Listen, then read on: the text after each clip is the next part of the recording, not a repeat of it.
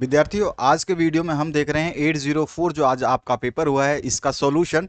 बहुत ही easy paper और अच्छा पेपर आया था। बहुत ही बच्चों ने आसानी से कर दिया होगा। भाषा बोध एवं प्रारंभिक भाषा विकास, ठीक है।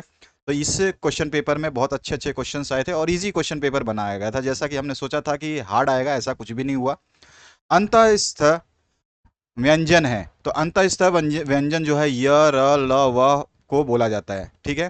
तो ये सारे के सारे अंतःस्थ व्यंजन होते हैं, जिसमें आपके सारे के सारे अंतः स्वर निकलते हैं। इसके बाद जो दूसरी चीज पूछी गई है, भाषा की सबसे छोटी इकाई जो होती है, वो सबसे छोटी इकाई जो होती है वर्ण होती है। वर्ण मतलब जो अ ब स द बोल रहे हो, जो यहाँ पे लिखा है, ये सारे वर्ण जो है भाषा की सबसे छोटी इकाई होती है, ठीक है।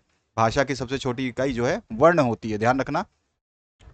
भाषा विकास संबंधी ज्ञानात्मक उद्देश्य है। भाषा विकास संबंधी ज्ञानात्मक उद्देश्य बोल रहा है। ज्ञानात्मक उद्देश्य की बात हो गई तो यहाँ पे औपचारिक व्याकरण का ज्ञान, बी ऑप्शन जो है करेक्ट हो जाएगा।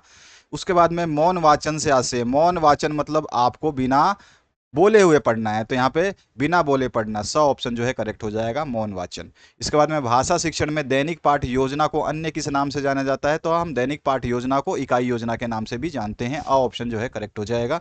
आते हैं हम क्वेश्चन नंबर 2 पे। भाषा एवं बोली में क्या अंतर है, लिखिए। तो देखिए यहाँ पे मैंने आंसर लिखा है क्वेश्चन नंबर 2 का, आपने भी ऐसे लिखा होगा। देखिए, आपको केवल 2 नंबर है तो 2 ही पॉइंट लिख देने हैं। भाषा में व्याकरण होता है किंतु बोली में व्याकरण नहीं होता। दूसरा है, भाषा की लिपि होती है परंतु परंतु बोली की लिपि नहीं होती है। उसके अलावा जो है, भाषा विस्तृत होती है किंतु बोली जो है वो क्षेत्रीय होती है, क्षेत्रीय हिसाब से होती है। और भाषा नियमों की मोहताज होती है लेकिन बोली जो है नियमों की मोहताज नहीं होती है। तो ये बहुत ही सिंपल आप आंसर लिख सकते थे। क्वेश्चन नंबर 3 देखिए। क्वेश्चन नंबर 3 में क्या पूछा गया, भाषा अर्जन के कोई 2 सिद्धांत लिखिए। भाषा अर्जन के 7 सिद्धांत है, कोई भी 2 सिद्धांत लिख सकते थे। इसमें पहला सिद्धांत अगर हम बात करें तो रुचि का सिद्धांत है। दूसरा सिद्धांत है सरल से कठिन की ओर का सिद्धांत। तीसरा है सामान्य से विशिष्ट की ओर का सिद्धांत और सामाजिकता का सिद्धांत। उसके अलावा विचारों के आदान प्रदान का सिद्धांत। उसके अलावा बहुभाषिता का सिद्धांत। उसके अलावा विविध विद्याओं का ज्ञान, विविध विविध विद्याओं के ज्ञान का सिद्धांत। तो ये 7 सिद्धांत हैं, इसमें से कोई भी आप 2 लिख देते तो आपको पूरे मार्क्स मिल जाते। आशा करता हूं कि आपने जरूर 2 सिद्धांत लिख दिए होंगे। इसके बाद चौथा जो क्वेश्चन है, इसमें भाषा शिक्षक, ध्यान रखना, भाषा शिक्षक के कोई 3 गुण आपको बताने हैं। तो भाषा शिक्षक के देखिए, भाषा शिक्षक चरित्रवान एवं शारीरिक व मानसिक रूप से स्वस्थ होना चाहिए। पहली विशेषता या फिर पहली गुण बता सकते हैं। भाषा शिक्षक का उच्चारण स्पष्ट व बोली वह भाषा शैली जो है सरल होनी चाहिए। उच्चारण स्पष्ट व भाषा शैली सरल होनी चाहिए। तीसरा जो है, भाषा शिक्षक को छात्रों का हित चिंतक व मैत्रीपूर्ण संबंध बनाने वाला होना चाहिए। चौथा हम लिख सकते हैं, भाषा शिक्षक को निष्पक्ष होना चाहिए। और पांचवा हम लिख सकते हैं, भाषा शिक्षक को अपने विषय में दक्ष होना चाहिए। तो ये 5 है, इसमें से 3 ही लिखने थे आपको, और भी हैं। अगर आपने और भी लिखा है तो वो भी अच्छा है। उसके अलावा जो है आपका नेक्स्ट जो है, भाषा शिक्षक को पाबंद होना चाहिए, ये भी आ जाता है इसमें। पांचवा क्वेश्चन है, सुनने के कौशल विकास की गतिविधियों का उल्लेख कीजिए। सुनने के कौशल विकास की गतिविधियां क्या हो सकती हैं, तो यहाँ पर देखिए, पहला जो है सुनने कौशल विकास की गतिविधि में वक्ता के मुख से उच्चारित ध्वनि को ध्यान पूर्वक सुनना।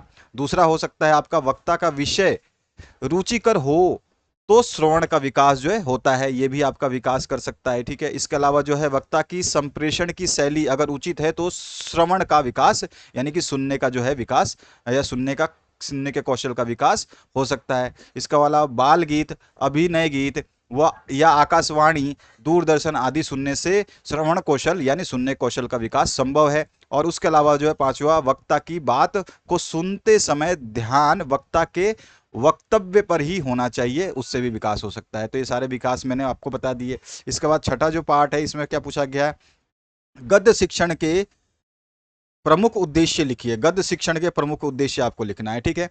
मैंने आईएमपी आपको दे दिया है, ठीक है। आप जाकर के डिस्क्रिप्शन बॉक्स में चेक कर सकते हैं, प्लेलिस्ट में आपको सब कुछ मिल जाएगा। प्लेलिस्ट जरूर हमेशा चेक करा कीजिए ताकि आपको सब कुछ मिलता रहे हमेशा। तो आईएमपीज मैंने दे दिए हैं, सभी सब्जेक्ट से मिलते जाएंगे आपको समय समय अनुसार पे। इसके बाद में आपका छठा जो है, गद्य शिक्षण के मुख्य उद्देश्य क्या है, तो गद्य शिक्षण के मुख्य उद्देश्यों में एकाग्र भाव से पढ़ने की कुशलता को उत्पन्न करना, ये है इसका मुख्य उद्देश्य।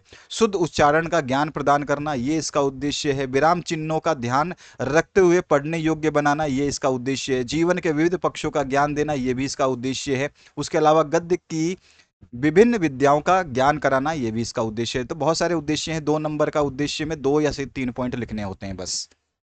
तो यहाँ पे मैंने आपको 1 2 3 4 5 उद्देश्य बता दिए, ये भी उद्देश्य है आपका। इसके बाद में आकलन किसे कहते हैं? आकलन की बहुत सिंपल सी डेफिनेशन हमने पहले भी पढ़ी थी और अभी भी पढ़ी है। तो यहाँ पे आकलन वह प्रक्रिया है जिसके द्वारा हमें ज्ञात होता है कि कोई बच्चा अधिगम को किस तरह सीखता है या फिर किस स्तर तक अधिगम को ग्रहण करने में समर्थ हो रहा है या समर्थ रहा है। यही आकलन का जो है आप डेफिनेशन लिख सकते हैं आसानी से। बाकी आप इसी से मिलता जुलता अपने शब्दों में भी पिरो सकते थे।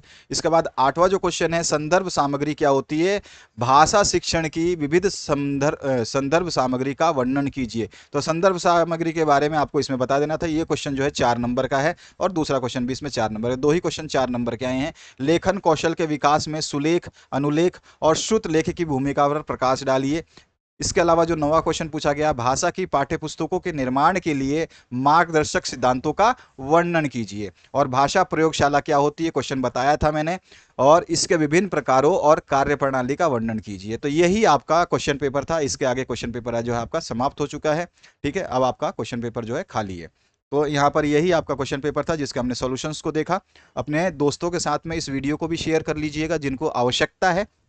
और बाकी आईएमपी के लिए प्लेलिस्ट जरूर विजिट करिए। हमेशा बोलता हूँ प्लेलिस्ट देखिए, क्योंकि इस प्लेलिस्ट में आपको सब कुछ मिलेगा।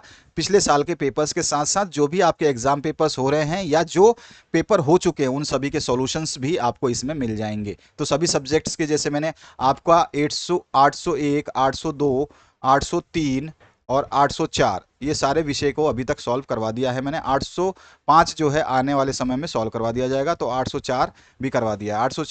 805 जब होगा तो 805 को भी सॉल्व करवा देंगे। तो आशा करता हूँ इस वीडियो से आप लोगों को बहुत ज़्यादा जो है लाभ मिला होगा और आपने सारे आंसर्स देख लिए होंगे और इसी तरह के आंसर्स आप लिख के आए होंगे। Thank you very much, have a good day.